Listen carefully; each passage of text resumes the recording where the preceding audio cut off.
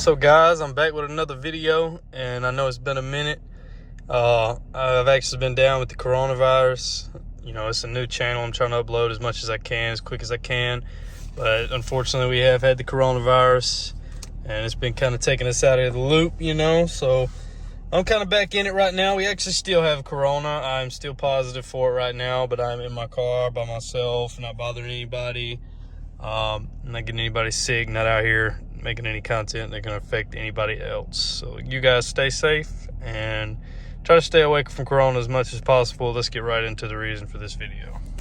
Alright guys, as y'all can see, this is the 2022 SS1LE, 2SS1LE, and it has 995 miles on it. This is my brand new car, and yes, I am selling it. That is actually the reason for this video. I'm selling this car.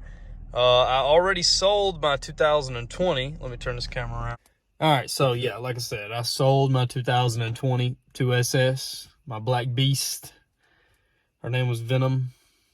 Yeah, I called it Venom. Venom 10 was the tag, you know, Venom 10 speed. That car is gone, unfortunately. I did sell it, got rid of it.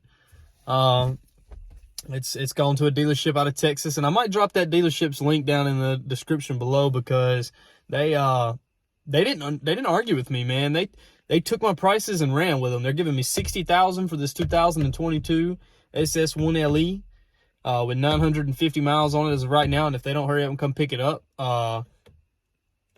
it's finna hit 1,000 miles. And I mean, I'm driving it every day, so that's on them. It's their fault they're taking so long. So shout out to them for buying my cars. They bought my 2020 for $40,000. That was my price on it. That's what I told them I wanted, and they didn't argue with me. They asked the least I'd take, and I said that's the least I'd take, and he said, let's go, let's get the deal done. And they ended up here 2 days later after giving me a deposit that night to hold the car. And they got here 2 days later to get the car, picked it up, drove it all the way back to Texas, and wired the money straight to my bank, sitting there at the bank, no problems, no issues, done deal. Got my profit and went out of there.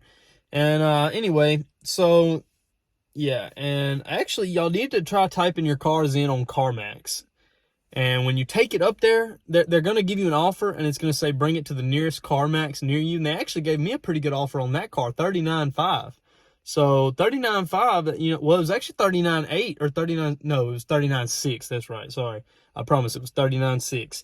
And they said all I had to do is bring it to the nearest CarMax, and they would hand me the cash on the spot. So if that's how you want to sell your car, type it in. If they give you a decent offer, here's what you do.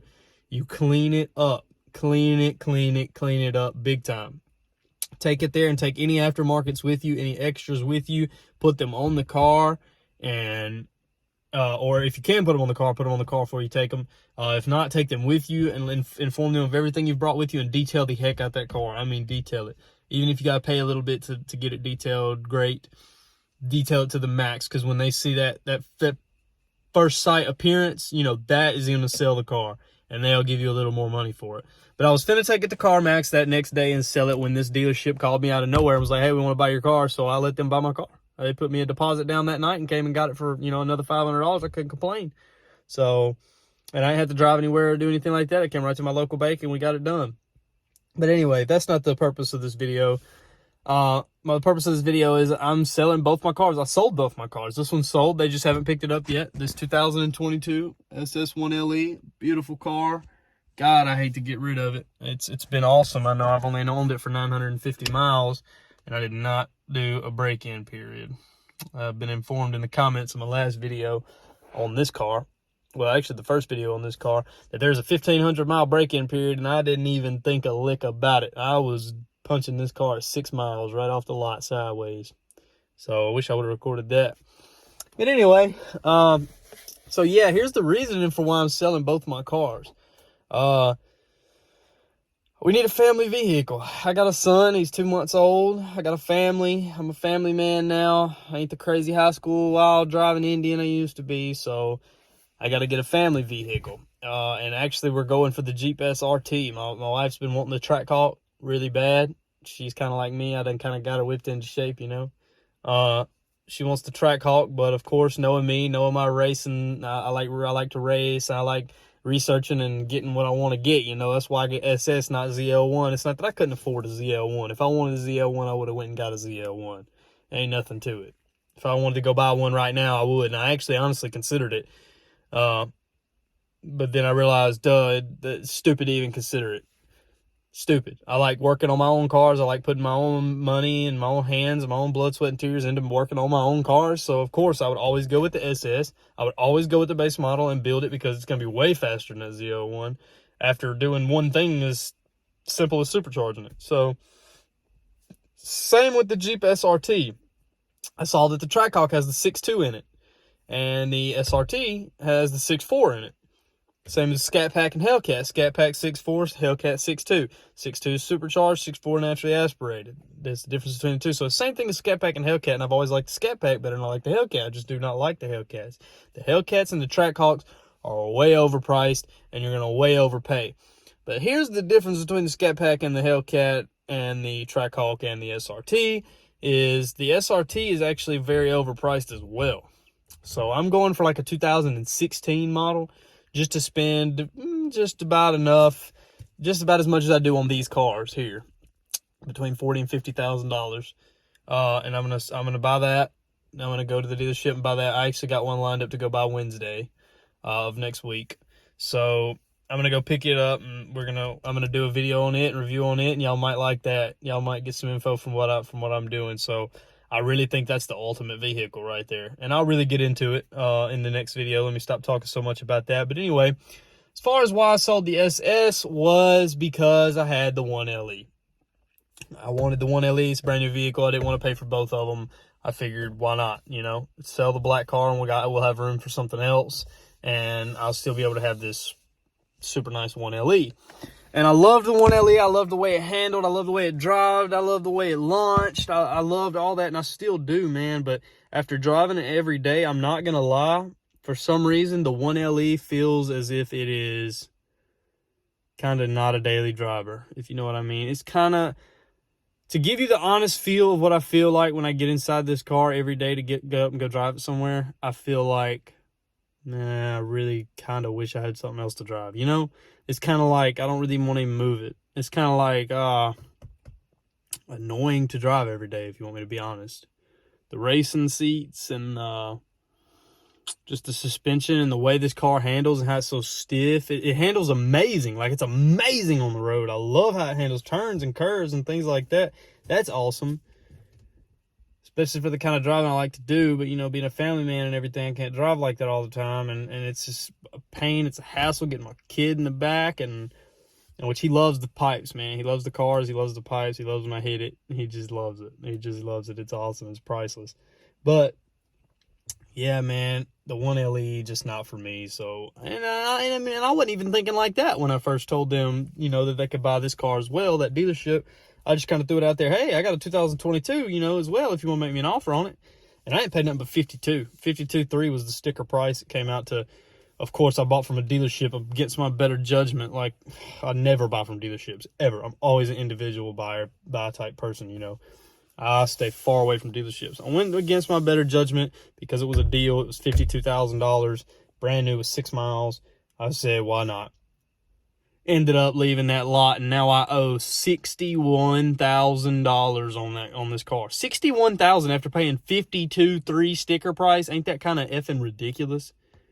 Don't buy from a car lot. Do not buy from a car lot.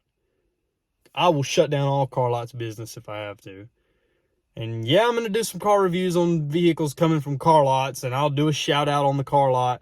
But you heard it here. You heard the honest truth here if you watched. If not, you missed out. Try to stay away from the car lots. And if not, pay attention to every little thing, because you're just going to pay a lot of sales taxes, man. A lot. The actual total for the car was probably like $57,000 something, and then the rest was warranties, which you can sell the warranties back, so that's okay. They're paying me $60. I'll still get some profit. But anyway, I figured, you know, hey, if they want to give me a decent price, then I'll go ahead and sell the car. And my light's cut off in here, and I don't have my key with me, so I'm going to get out and finish this outside. Anyway, I'm going to get my hat and get on out of this car. All right, guys, so yeah, anyway, that was it. I mean, I told them, I was like, hey, I got this car for sale. You want to buy it too? And they were like, hey, sure, send us the information on it, and we'll get you an offer on that too.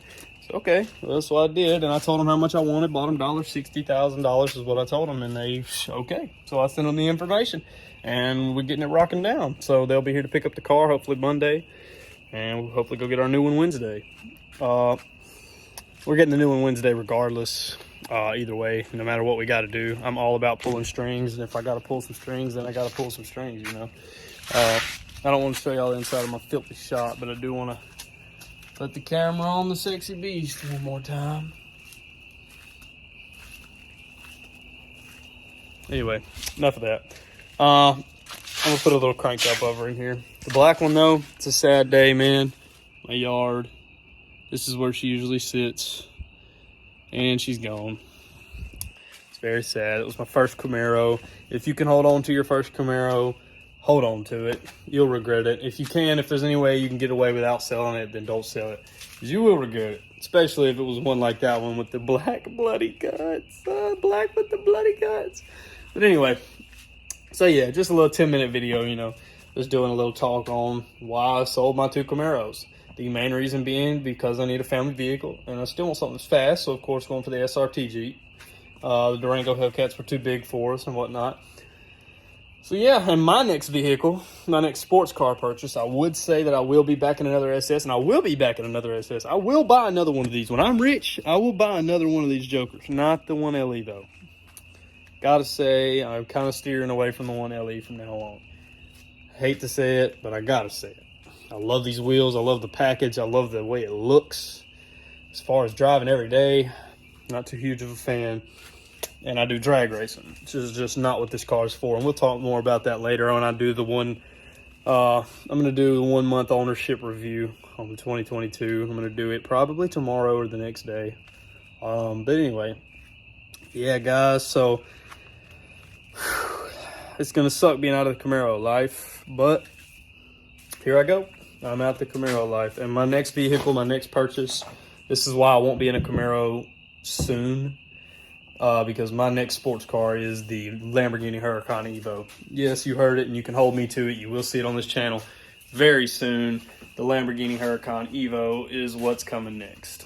So y'all be ready for that. And I was glad to be able to take this little bit of time out here and get a little more content in, since I haven't done anything in a minute because I've had Corona. Stay safe. Try not to get the coronavirus. I appreciate you watching the video, and it probably wasn't very informative. I apologize. You know, I apologize if it was clickbait. I really do. Just trying to keep some content flowing through the channel, man. And next couple videos I come back with they'll be interesting. So watch into them, guys, and I appreciate it. And y'all have a good one.